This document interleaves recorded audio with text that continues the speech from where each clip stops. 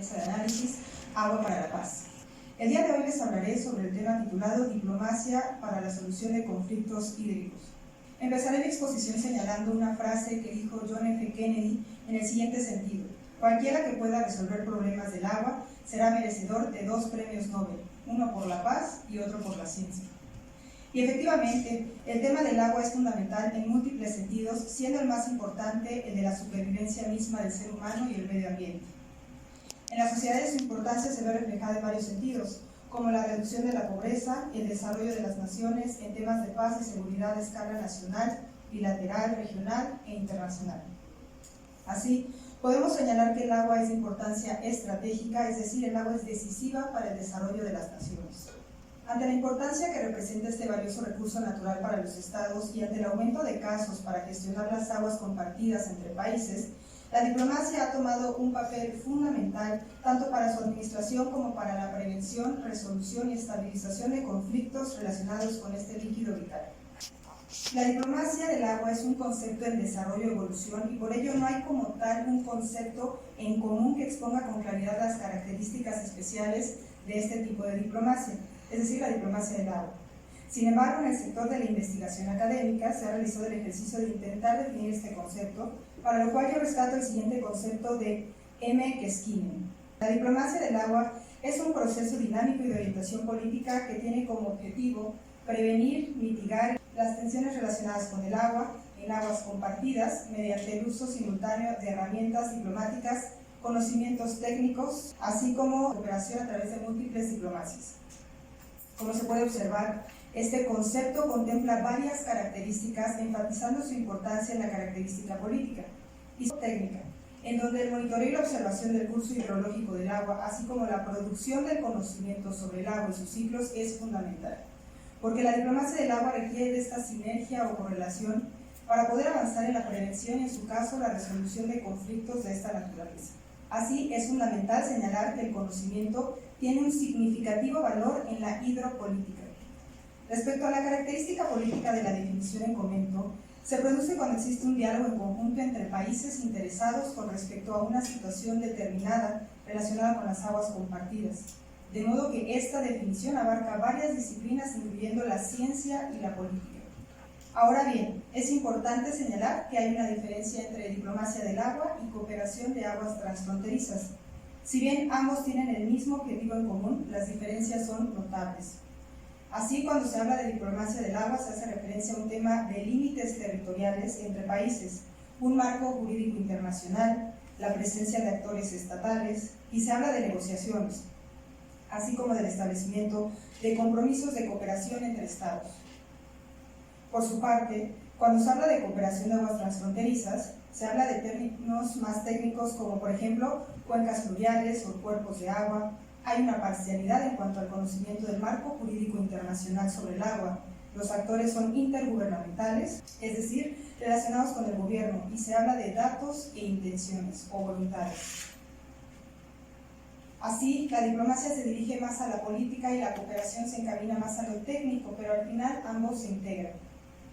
Ahora bien, ya que tenemos esta base sobre qué es la diplomacia del agua y sus diferencias con la cooperación de aguas transfronterizas, hablemos primero de la regulación jurídica internacional disponible en la materia.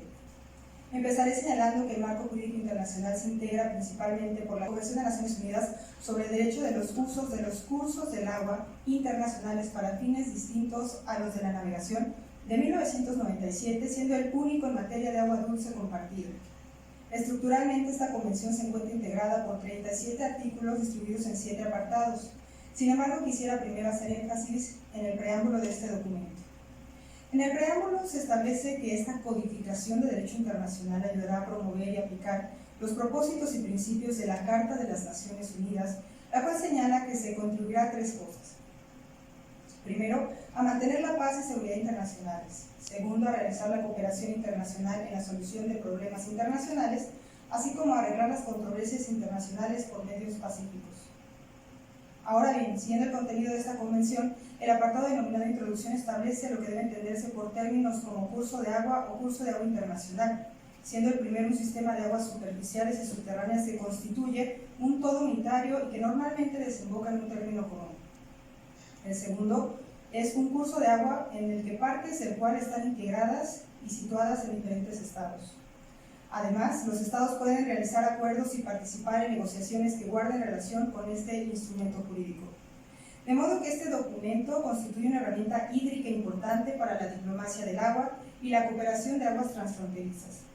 Por su parte, en el segundo apartado titulado de Principios Generales se puntualiza la utilización del curso del agua en sus territorios, la cual debe ser equitativa, razonable, óptima y sostenible, basándose en diversos factores como los geográficos, hidrográficos, climatológicos y ecológicos, las necesidades sociales, la población dependiente de este curso de agua, así como los usos actuales y potenciales.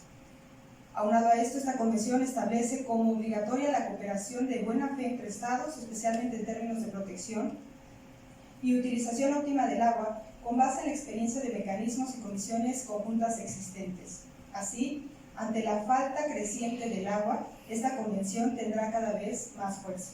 Mencionaré algunos datos para comprender la importancia del agua dulce en nuestro planeta y por ende de la hidrodiplomacia o diplomacia del agua. Primero, de acuerdo con datos de Blue Peace Initiative de la Agencia Suiza en el Desarrollo y Cooperación, solamente el 3% del agua en el planeta es agua dulce. Los acuíferos subterráneos constituyen el 31% de toda el agua dulce. Los ríos integran menos del 0.3% de recursos de agua dulce. Aproximadamente el 40% de la población en el mundo vive en cuencas fluviales que necesitan de aguas compartidas. Actualmente el 75% de las naciones comparten aguas superficiales o acuíferos. Existen más de 250 lagos y ríos transfronterizos en todo el mundo. Existen más de 450 acuíferos transfronterizos en todo el mundo. Los recursos transfronterizos constituyen más del 60% del agua dulce mundial, utilizada para diferentes términos como el consumo humano, la producción de alimentos y el uso industrial. Por lo tanto, en un mundo de 193 países en total, la carga de trabajo para la diplomacia del agua será muy alta en el futuro. En cuanto a las proyecciones al futuro, en el 2030 la demanda de agua superará la oferta en un 40%, y de acuerdo con datos de la ONU Agua, se considera que en el 2050 más de la mitad de la población vivirá en regiones con escasez de agua. Es a partir de estos datos y este panorama general que se puede deducir que el agua en el futuro cercano podría ser una fuente importante de tensión, inestabilidad y conflicto alrededor del mundo.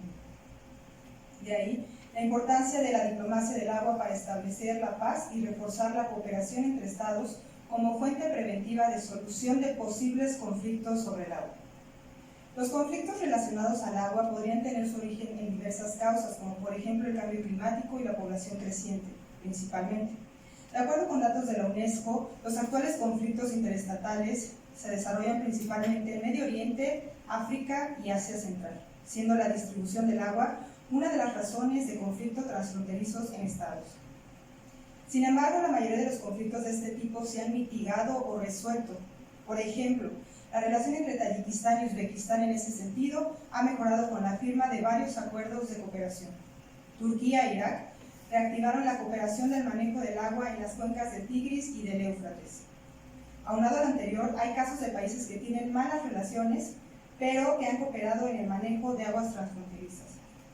De acuerdo con recientes investigaciones, en el sector académico actualmente no hay guerras que tengan raíces en la disponibilidad del agua, lo que nos permite pensar incluso que países con malas relaciones tienen un bajo riesgo de comenzar una guerra por agua, debido principalmente al éxito que han mostrado tener los acuerdos de cooperación de aguas transfronterizas. Sin embargo, los conflictos hídricos podrían ir en aumento debido a la presión de la disponibilidad del agua. De acuerdo con los datos de la organización Pacific Institute, tan solo en el 2023 se registraron aproximadamente 110 casos de conflictos relacionados con el agua, clasificándolos por la forma de conflicto en tres rubros. Desencadenante, es decir, cuando el agua es la causa fundamental del conflicto, por ejemplo, por escasez de agua, como arma y como víctima, es decir, cuando los recursos hídricos son objetos de violencia intencional o incidental. Es así como se puede establecer una correlación entre agua, seguridad y los conflictos internacionales.